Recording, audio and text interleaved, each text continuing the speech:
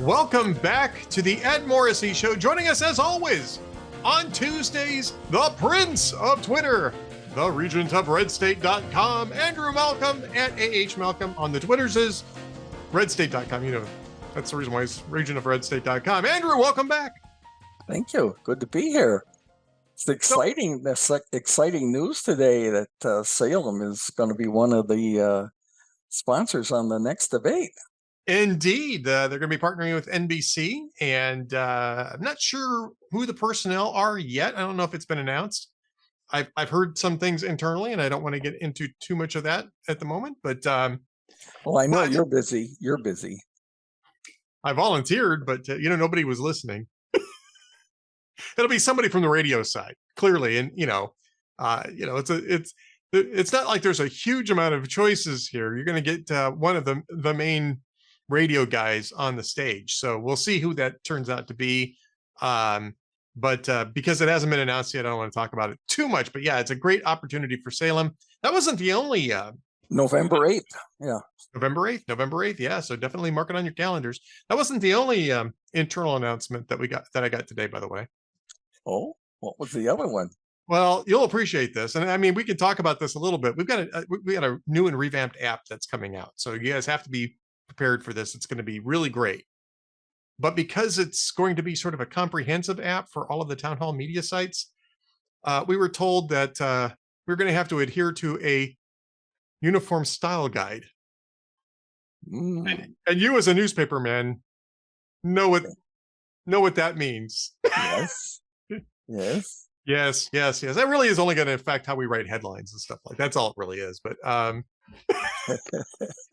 like we were doing things two different ways within the town hall media group, and my side lost. So we're gonna have to change the way we do things at Hot Air. It's just gonna the headlines are gonna just look a little bit different. That's all, and it's gonna be very a little more formal. Oh heck no, not that. No, it just has to do with capitalization and uses of quotes and stuff like that. So it's real technical stuff. So yeah, that was the other thing. I was very happy about the debate one. I was, not quite as enthused by the you guys lost the style guide debate thing, but that's part of it. When does the app come? Well, I mean, it's not ready yet. They're developing it. It's going to go into some testing for a while. I can't tell you when it's going to be there, but when it comes, we're going to talk about it a lot because it's going to be pretty cool. We're going to try to get a lot of people signed up on the app. Great way to get we already have a Hot Air app. So if people who are watching this haven't tried that out, give it a shot. It's actually fun. It works really nicely. You can even, if you're a VIP member, you can log in, you can get to comments and all the fun stuff that you do on the desktop. And I think quite a few people use that. I mean, from my understanding, that gets quite a bit of traffic, but this new one is going to be even better. So just be ready because it's going to be fun. It'll be a real fun app. You guys are going to really enjoy it. So, okay. Yeah. All right. So, but that's not what we're talking about today, because I want to talk about how the media is covering the war. Now, you and I started talking about this last week. Yeah. It hasn't gotten a lot better, Andrew, over the last 7 days. We're still getting the problem is Israel type of coverage. We're still getting but what about the proportionality from a media that completely misunderstands what proportionality means? I mean, really misunderstands it. Their idea of proportionality is that the casualties are the same, are equal on both sides. That is not proportionality. No. Or that the amount of force used by both sides is the same. That is not proportionality. Proportionality has to do with how you decide whether or not a legit military target is worth the potential collateral damage. That's it. That's proportionality. That's what the IDF does all the time, because part of what they're calculating is how many of their troops are going to be lost in those types of operations. But the media it's not that they don't know, Andrew. I think it's that they don't care. They don't care. That's right. And they're looking for drama. They're looking for conflict. They're looking for a good guy, bad guy. So, yeah, I don't think it's going to change. And also, I have to say, and not because I'm an old fart, but I have to say that the younger generation of reporters, in my humble opinion, is not as schooled or as professional as the ones that they're replacing. They're not as thorough.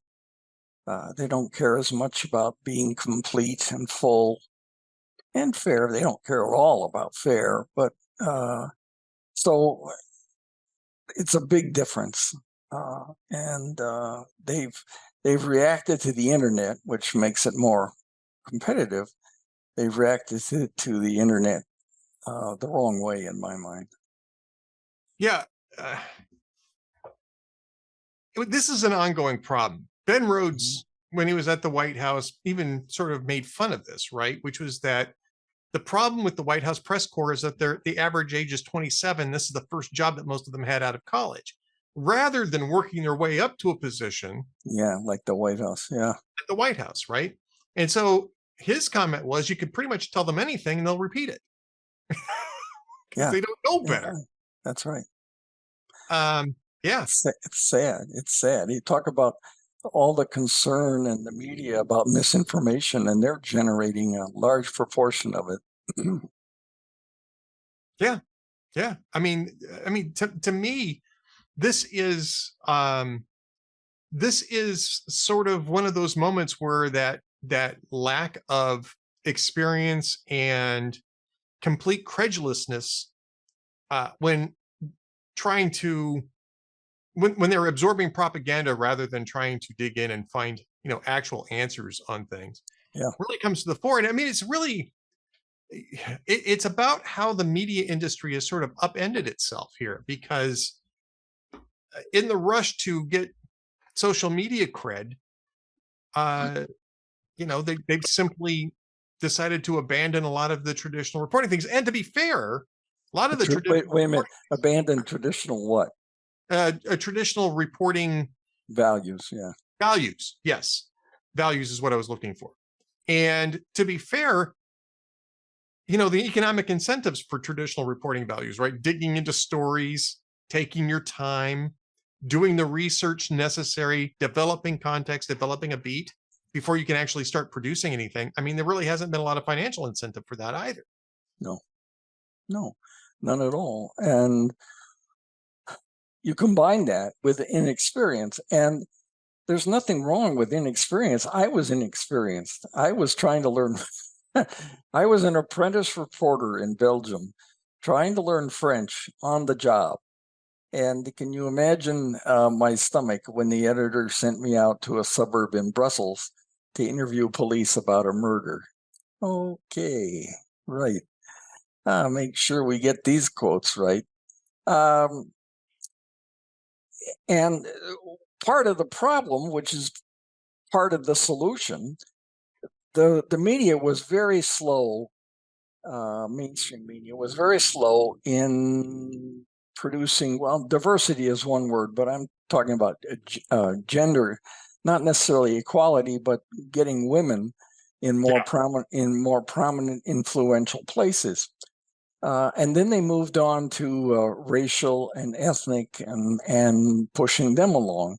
And in their eagerness to meet, I don't know, internal quotas or dreams or whatever their goals were, they moved along people who, by any standards, never mind what racial group they're from or gender, were too soon. I mean, I look back on my career and I spent some years covering crap, Ed. I mean, it was a complete waste of time. I would talk about being expendable. Sending me to Harlem because they didn't really have anything else to do, and they wanted to look like everybody was assigned to do something. And it was a pointless story, but it was practice to interview people and to make yourself acceptable to talk with, in not necessarily a hospitable environment. So that takes time. and there's nothing wrong with that. I mean, I didn't enjoy it so much at the time, and looking back on it, I feel like it was a waste. It wasn't a waste. It taught me a lot of things. And unfortunately, the next generation of reporters didn't have a chance to learn that. They were just thrown right in, like you said, to the White House. Yeah. And, oh gosh, it's the White House. Look at this. And then they ask dumb questions like, Bill Clinton, what kind of underwear do you wear? What? To be fair, I think that was a town hall question. I think that was actually one of those town hall questions. To be fair, if I recall correctly, I think that was asked of him at a town hall. Okay, well, so it just proves that the public can ask stupid questions too. but what there was another one during the first Bush administration. Remember, he went to a grocery store. This is a famous one. Yeah. He went to a grocery store, and they wanted a photo op of him with the guy. And it was new at the time was the scanners, where you just move the product over a light and it read how much it was.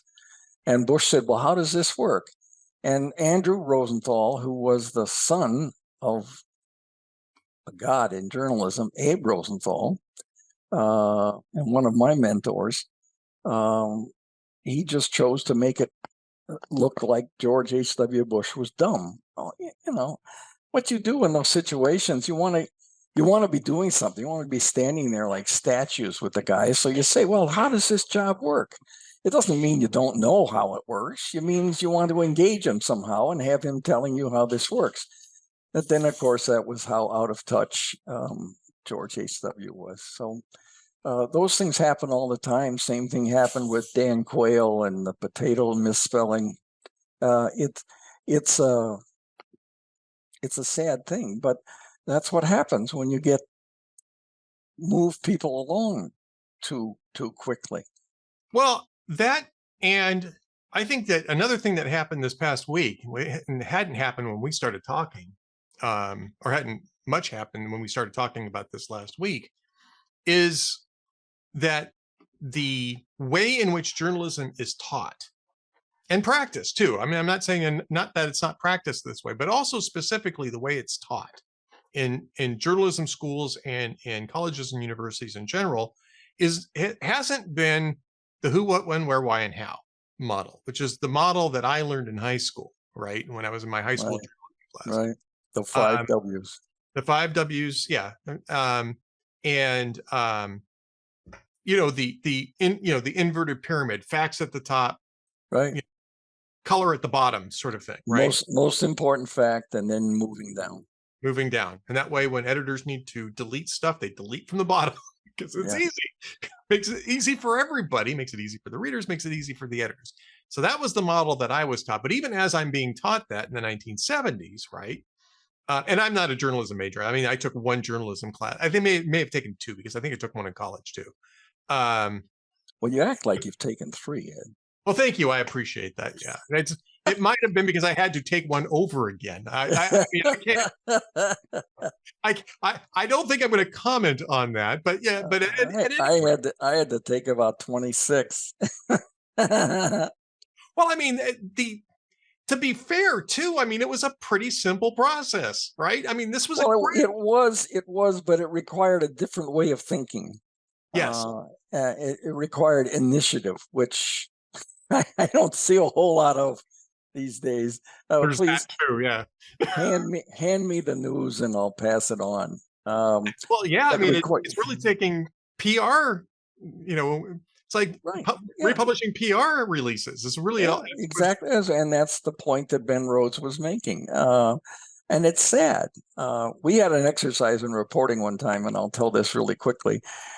It was a real pro, rest in peace, David Carno, who was the wire editor for the Chicago Sun-Times, and he would have sometimes mock news conferences, and he would come out and he would announce something that he was, say, a sheriff, and he would announce that something had happened, and then it would be up to the class to mine the details and ask the appropriate questions. And as they were doing that, he would say things like, no, that's a dumb question. Why do you care about that?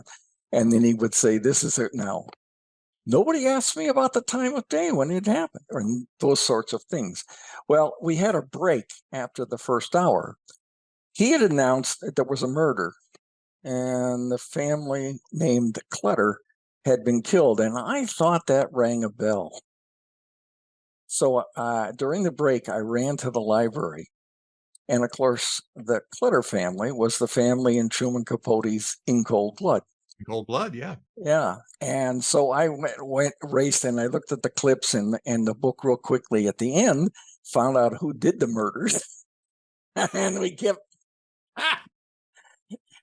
back and Mr. Colonel said, all right, well, let's resume this news conference. And what are your questions? And I said, do you have any suspects? And he said, no. And I said, do you have any people of interest? And he had to be honest. And he said, well, yes. And I said, by any chance, are they farmhands?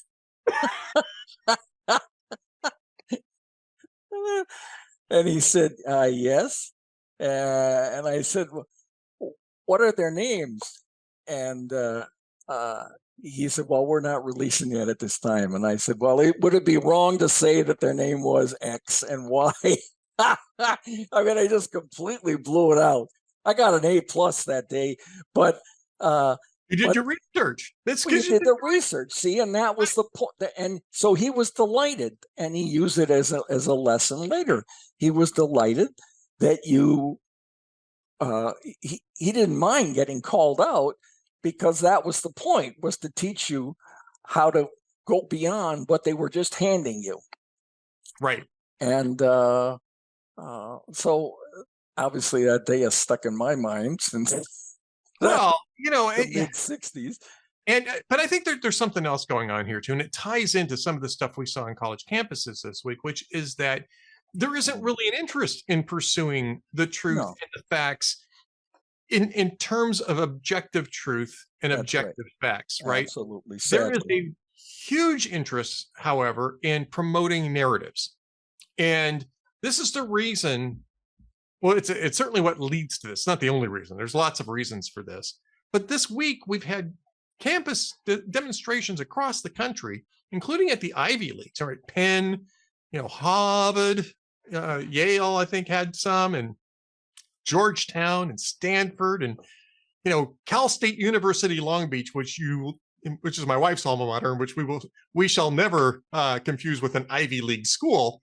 I went to Cal State Fullerton, so we're crosstown rivals of the low division type. Holding rallies promoting the Hamas terrorists that conducted a mass genocidal attack on unarmed civilians, men, women, children, and babies in their cribs, using imagery of paratroopers, who descended on that concert in southern Israel and slaughtered 260 people there. And I think it's paragliders. Paragliders. Yes, paragliders. And to me, there's a couple things going on here. One is that these people just are soulless, because if you're celebrating that, I mean, that's just sick. But the second thing is that they're not interested in actually digging into the claims that they're being spoon-fed at these institutions by radical instructors. Right. They are only interested in regurgitating this because that's all they're interested in doing. There's no thinking going on here. Yeah, I mean, I've got theories. I've got theories, Andrew. You want to hear some of my theories about that? Sure. Well, I mean, so here's my biggest theory about this is we stopped teaching people how to think in college, and we just started teaching people, rewarding indoctrination, right?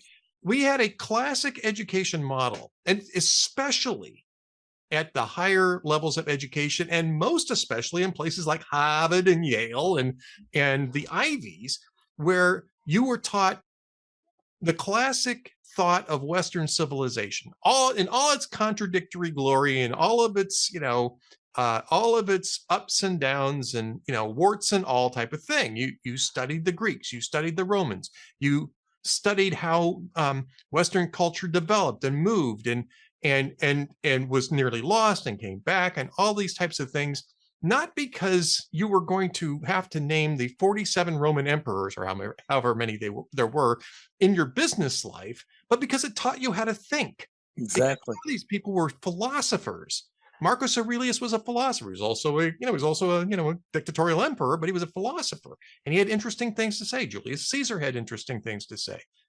And we threw all of that out the window about 50 years ago, or maybe 60 years ago at this point, because it wasn't relevant. And only the now is relevant. And when you, there's a line from one of my favorite movies called The Emperor's Club, which says, and it's a quote from a philosopher, which is to say, to not learn what happened before you were born is to forever remain a child. And it's precisely what's going on. That's a great line. That's a great one. Well, in a column recently, I forget which one, I said that we don't study history anymore, or we're not taught history anymore, and we're not taught to examine it and think about it and look for the patterns anymore because it's old and it's past. Yeah. Yeah, exactly. History is old. I mean, that's the point. But if the column last Sunday was about what if we did elect a third party president, and I don't think many people realize that we already have. Abraham Lincoln was a third party president, and right. And if you don't know those things or don't look them up, so you can know them and you can write about them, then that's not being educated. That's, like you said, that's being a parrot. You're repeating what you say, what you heard. Right. It's strictly regurgitation at that point, because we're not teaching people to think. Your instructor, and this is a great example of this. First off, it's always great when you tell stories like this, Andrew, because they're always so interesting and useful.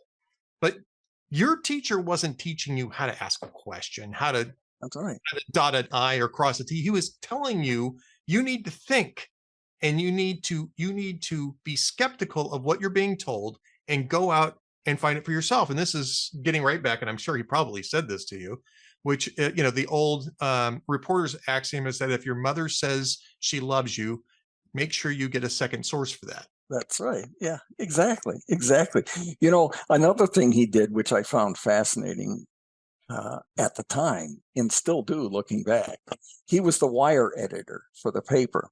And in those days, they had what they call spikes. That was the delete button. When a wire service story or something would come across the line and you didn't like it, you would put it on a spike. And that means you were throwing it away, but you kept it till the end of the day in case you needed to refer to it.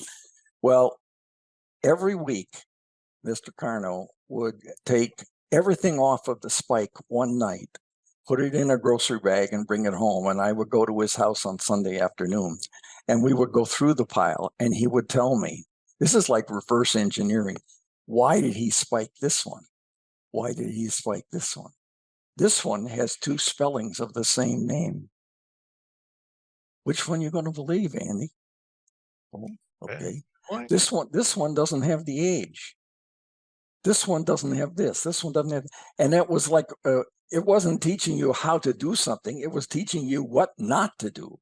And therefore, when I became a reporter in New York in '69, you would not make mistakes that you would have if you were totally green. I made mistakes, but not the obvious ones. So but that also involves thinking. He would show it to you, say, now, why do you think I spiked this? Well, I had to try to figure it out. And that, in doing that, taught me to examine things.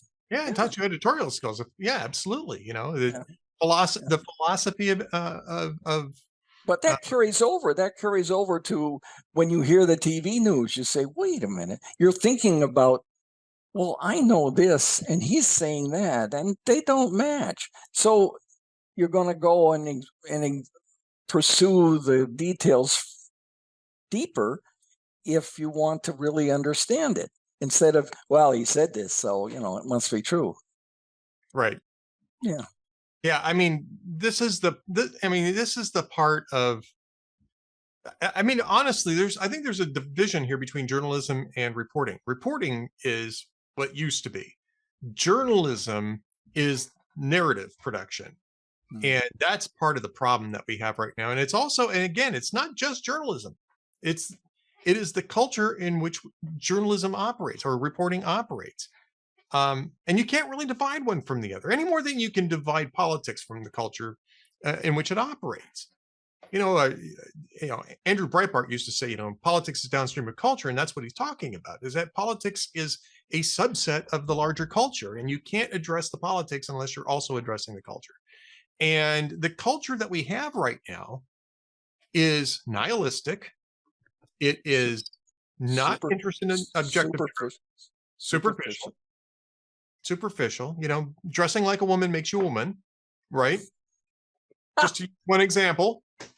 Oh, that's a very good example. Yeah. Never questioning the thought process behind that, but instead lining up and insisting that anybody who questions it is somehow a bigot, because this is something that we've decided in the now that is absolutely true when it wasn't even true 10 years ago. Nobody thought that way 10 years ago. That's right. That's right. And it's because we are all of these things, I think, are because we've completely disconnected ourselves from the idea that there is a larger culture that has value. Not that it's perfect, but that it had value. And there are reasons why it developed in the way it did, because it evolved in such a way to bring the greatest benefit to the people within it. And the reason why it has been so resilient for so long is because of that. Yeah. And we have thrown the baby out with the bathwater. And what we see in media is very similar to what we saw on college campuses here, which is that it's all about the paroxysm of the now. I don't want to get too far away. You brought up your column. We got to talk about it really quickly. Don't worry about that. And that's there. That's there for people to go and see. I think you're onto something, Ed. This is a very important issue. This is not something that's passing through the news stream and the cycles this week. This is something that's fundamental, is that people have to think. And if they weren't taught how to think, they can teach themselves how to think and question everything. The question, not just question authority, but question narratives. And I think you will find that most of them these days are only partially true. And you may be comfortable believing the part that you've heard, but the truth, you may be voting wrong if you vote on that partial truth. The truth exists deeper. Yes. And we've settled for, well, I don't like Trump. He's a bore, so I'm going to vote for Joe Biden. Never mind that he showed me in this 2020 campaign so many ways of how he's mentally failing. Yeah. And some people did that for Jimmy Carter. You may be talking to one of them. Well, to be fair, Jimmy Carter, he was just wrong. He wasn't mentally. No, he wasn't. But I was so interested in voting against Gerald Ford that I went for Jimmy Carter without really examining where he was from. He's a smart guy, and he's still in hospice. What was it, February? He went. He's still in hospice. They don't usually last that long. Hospice, I think, is. And they said it at the time. And God bless Jimmy Carter. I have lots of problems with his presidency. I have some problems with his post-presidency as well.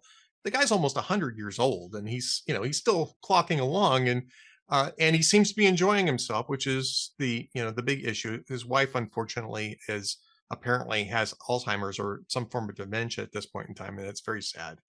But when they announced it, they did say that it wasn't an acute issue. Basically, it was a choice for to just have palliative care at home for the issues that he's got, and he doesn't want any interventions. But he traveled someplace. I forget where it was at. He was out and about at one point last week or the week before last. Oh, I missed that. But one of the things when I was preparing his obituary, one of the things that struck me was a quote that he said, I guess many times, but it stuck in my mind. He said, when you come to the end of life and they put you on trial for being a Christian, will they have enough evidence to convict you? That's nice. I like that. Yeah, I like that very, very much. And he said he heard that in a sermon sometime when he was young. But I like that question. Will they have enough evidence to convict you of being Christian? And yeah, rest his soul whenever he passes. We wish him the best and hope that his passing, when it comes, will be peaceful and joyous. And just when he passes, all the issues, we can hash out all the issues, but basically he's done with this world anyway. He and God can have that conversation, and we can talk about other things. So I still want to know. I want to know about that crazy rabbit. Yeah, the rabbit thing. I'm hoping I get an explanation in the next one. Right. All right, we should wrap things up here, but we got to have the jokes. Oh, yeah. I got a couple. Okay, go ahead. You go. I'll go first. Okay. So a dentist pulls out a Novocaine needle to give a man a shot so he can extract a tooth, and the man says, "No way! I hate needles. No needles. No needles." So then he starts to hook up the nitrous oxide to put the mask on. The guy says, "No, it's going to suffocate me. It's going to suffocate me." The dentist says, "Well, do you have any objection to taking a pill?" And he says, "No, I can take a pill." So the dentist comes back into the office and hands him a little blue pill, and he says, "Here's a Viagra tablet." And the guy says, "Wow, I didn't know Viagra worked as a painkiller." He says, "Well, it doesn't, but it gives you something to hold on to when I yank your tooth." Oh